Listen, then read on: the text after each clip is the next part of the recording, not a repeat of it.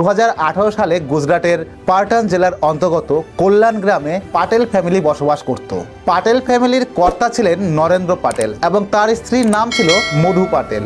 তাদের ছেলের নাম ছিল জিগার পাটেল এবং তার মেয়ের নাম ছিল কিন্নারি পাটেল। ফ্যামিলির সবাই কম বেশি শিক্ষিত ছিল, অর্থাৎ বলা যেতে পারে এটা একটা শিক্ষিত পরিবার। নরেন্দ্র পাটেলের ছেলে জিগার পাটেলের বিবাহ হয়েছিল। তার স্ত্রীর নাম ছিল ভূমি পাটেল। বিয়ের পর তারা একটা কন্যা সন্তানের জন্ম দিয়েছিল, যার নাম ছিল মাহি পাটেল। নরেন্দ্র পাটেলের গুজরাটের আহমেদাবাদে লোহা এবং স্টিলের বেশ বড় ব্যবসা ছিল। নরেন্দ্র পাটেলের ছেলে জিগার পাটেল তাকে এই ব্যবসায় অনেক সাহায্য করেছিল এবং তার সাহায্যের কারণে এই ব্যবসা অনেক উন্নত হয়েছিল। আবার আরেকদিকে নরেন্দ্র পাটেলের মেয়ে কিন্নারি পাটেল, সে পড়াশোনা শেষ করে এবং একজন দাঁতের ডাক্তার হয়। আরেকদিকে তাদের পারিবারিক যে ব্যবসা সেটাও বেশ ভালোই চলছিল, অর্থাৎ তাদের অর্থের কোনো সমস্যা ছিল না। অথচ 2018 সালের অক্টোবর মাসে হঠাৎ করেই জিগার পাটেল একটা অদ্ভুত রকমের জ্বালা অনুভব করতে থাকে তার গায়ে। এরপর তার শ্বাসকষ্ট শুরু হয় এবং তার বারে বারে গলা পর্যন্ত শুকিয়ে যাওয়া শুরু করে দেয়। এখানে শেষ নয়, আস্তে আস্তে তার দৃষ্টিশক্তিও কমে যেতে থাকে। এই সমস্ত কারণের জন্য জিগার পাটেলের শারীরিক অবস্থাও অবনতি হতে থাকে। এরপর জিগারকে হাসপাতালে নিয়ে যায় এবং বিভিন্ন রকমভাবে চিকিৎসা করা শুরু করে। এই জিগার পাটেলের যে কি রোগ হয়েছিল সেটা জানার জন্য ডাক্তাররা বিভিন্ন রকম টেস্ট করতে থাকে, কিন্তু সেই টেস্টে কোনো রোগই ধরা পড়ে না। এরপর জিগারকে আহমেদাবাদের বেশ নামি দামি ডাক্তারকে দেখানো হয়। তারা জিগারকে পরীক্ষা নিরীক্ষা করে, কিন্তু তার শরীরে কোনো রকম রোগের সন্ধান তারা পায় না। অর্থাৎ সহজ এবং সরল ভাষায় বলতে গেলে বলা যায় যে জিগারের শরীরে কোনো রোগ ডাক্তারবাবুরা খুঁজে পায়নি।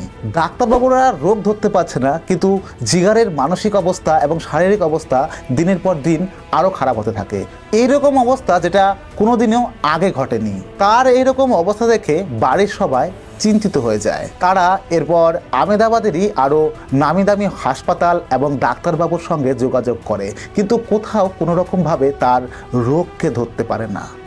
রিপোর্ট সবসময় নর্মাল দেখায়। এইভাবেই চলতে চলতে কেটে গেল 7 থেকে 8টা মাস। এরপর 4ই মে নরেন্দ্র পাটেলের সম্পূর্ণ পরিবার তার দাদার বাড়িতে যায়, যেটা কিনা পাটান জেলায় ছিল। 4ই মে অর্থাৎ ওই দিন গোটা পরিবার নিয়ে তার দাদার বাড়িতেই থেকে যায়। এরপর তারা সিদ্ধান্ত নেয় যে জিগারকে নিয়ে তাদের গ্রামের বাড়িতে যাবে এবং সেখানে গিয়ে কুলদেবীর পুজো করবে, যাতে জিগার সুস্থ হয়ে ওঠে। পরের দিন অর্থাৎ 5ই মে সবাই সকাল সকালে ওঠে গ্রামের বাড়ির উদ্দেশ্যে যাওয়ার জন্য। কিন্তু ঠিক সেই সময় জিগারের হঠাৎ করেই শ্বাসকষ্টের পরিমাণ আরও বেড়ে যায়। ওই সময় জিগারের বোন কিন্নারি জিগারের কাছে উপস্থিত ছিল।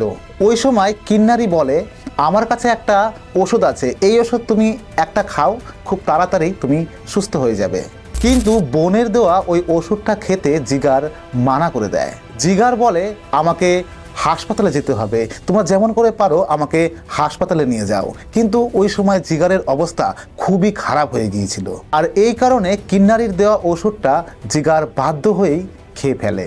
জিগার ওষুধ খাওয়ার পরে তার শারীরিক অবস্থা ভালো হওয়া তো দূরের কথা, আরও খারাপ হয়ে যায়। তার বুকের ব্যথা আরও বেড়ে যায়। তার সারা শরীরে প্রচণ্ড অস্থির ভাব সে অনুভব করতে থাকে এবং বারবার তার গলা শুকিয়ে যেতে থাকে।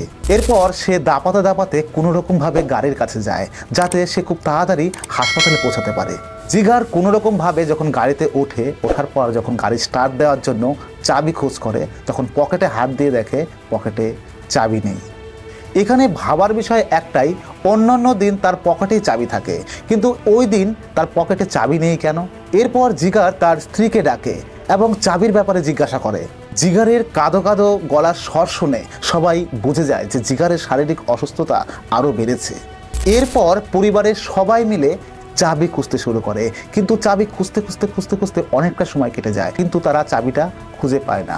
আর চাবিটা খুঁজে পাবে কি করে? কারণ চাবিটা কেউ একজন লুকিয়ে রেখেছে।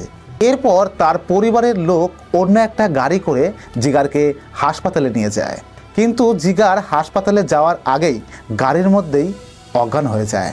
এরপর জিগারকে যখন হাসপাতালে নিয়ে যাওয়া হয়, ডাক্তাররা চেক করে বলে জিগার আর বেঁচে নেই। এই কথা শোনার পরেই জিগারের পরিবারের লোকেরা কান্নাকাটি শুরু করে দেয়। বন্ধুরা, ভিডিওর শুরুর দিকেই আমি বলেছিলাম যে জিগারের একটা মেয়ে ছিল যার বয়স ছিল 14 মাস, যার নাম ছিল মাহি। জিগারের এই অস্বাভাবিক মৃত্যুকে জিগারের স্ত্রী কোনো রকমভাবেই মেনে নিতে পারছিল না। সে বারবার অজ্ঞান হয়ে যাচ্ছিল। জিগারের স্ত্রী ভূমি বারবার অজ্ঞান হওয়ার পিছনে সবথেকে বড় কারণ হলো জিগার যখন শেষ নিঃশ্বাস ত্যাগ করছিল তখন ভূমির কোলে মাথা রেখেই শেষ নিঃশ্বাস ত্যাগ করেছিল।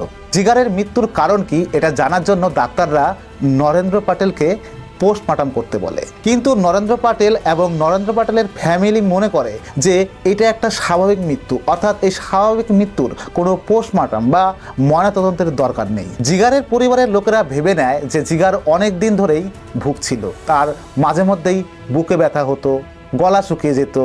এই কারণে তারা মোটামুটি ভেবে নিয়েছিল যে জিগারের হার্ট অ্যাটাক হয়েছে, আর এই হার্ট অ্যাটাকের কারণেই জিগারের মৃত্যু হয়েছে। নরেন্দ্র পাটেলের বক্তব্য হলো জিগার অনেক কষ্টেই তার শেষ নিঃশ্বাস ত্যাগ করেছে, অর্থাৎ মৃত্যুর পরে তাকে আমি আর কষ্ট দিতে চাই না, অর্থাৎ তার আর পোস্টমর্টম করাতে চাই না। বন্ধুরা, এখানে একটা ব্যাপার আপনাদের বলে রাখি, এই পাটেল ফ্যামিলি একটা মস্ত বড় ভুল করে ফেলেছিল পোস্টমর্টম না করে। যদি ওইখানে পোস্টমর্টম করতো তাহলে জিগারের মৃত্যুর আসল রহস্য তারা জানতে পারত। নরেন্দ্রকে ডাক্তাররা বারবার অনুরোধ করেছিল যে জিগারের পোস্টমর্টমটা করানো হোক, কিন্তু নরেন্দ্র সেটা করেনি, কারণ সে চায়নি জিগারের মৃতদেহ টুকরো টুকরো করে কাটা হোক। এরপর জিগারকে শ্মশানে নিয়ে যাওয়া হয় এবং তার শেষকৃত্য সম্পন্ন করা হয়। এইদিকে পাটেল পরিবারে শোকের ছায়া নেমে আসে, কারণ তাদের একমাত্র পুত্রকে তারা হারিয়ে ফেলেছে এই দুঃখে।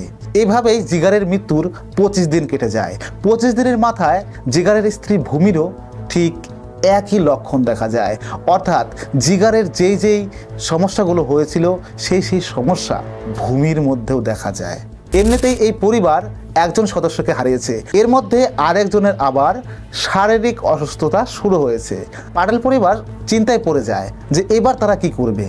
এরপর জিগারের কাকাতো বোন ভূমিকে হাসপাতালে নিয়ে যায় এবং তাদের পিছনে পিছনে তার পরিবারেরও 2-1 যায়। এইদিকে ভূমি পাটেলকে হাসপাতালে নিয়ে যাওয়া হলো, কিন্তু তার 14 মাসের বাচ্চাটা বাড়িতেই ছিল। তখন বাড়িতে ছিল নরেন্দ্র পাটেল, কিন্নারি পাটেল এবং কিন্নারি পাটেলের জেঠিমা, অর্থাৎ নরেন্দ্রের বৌদি। এরপর জিগারের বোন কিন্নারি পাটেল লক্ষ্য করে তার 14 মাসের ভাইজি অর্থাৎ মাহি পাটেলেরও একই সমস্যা তৈরি হয়েছে। এই দৃশ্য দেখার পর সঙ্গে সঙ্গে কিন্নারি পাটেল তার জেঠিমাকে জানায়। এরপর কিন্নারি পাটেলের জেঠিমা দেরি না করে মাহিকে হাসপাতালে নিয়ে যায়, যেই হাসপাতালে ভূমি ভর্তি ছিল, অর্থাৎ মা মেয়েকে এক হাসপাতালে ভর্তি করা হয়। বন্ধুরা, এরপরে ঠিক কী ঘটনা ঘটেছিল জানতে হলে চোখ রাখতে হবে পিকলুস মিস্টেরিয়াস ওয়ার্ল্ডে। তো বন্ধুরা, সকলকে নতুন বছরের অনেক অনেক শুভেচ্ছা। নতুন বছর আপনাদের সুখে এবং শান্তিতে কাটুক, এই প্রার্থনাই ঈশ্বরের কাছে করি। তো বন্ধুরা, প্রথম পার্ট এখানে শেষ করছি, দেখা হচ্ছে দ্বিতীয় পার্টে।